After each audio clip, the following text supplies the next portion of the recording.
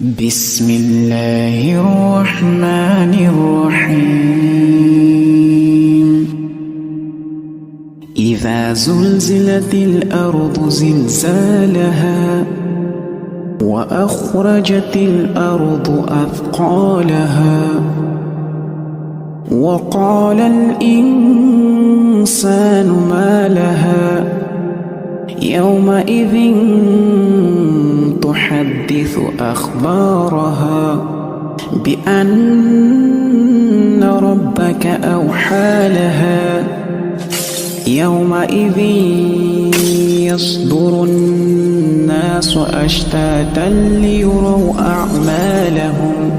فمن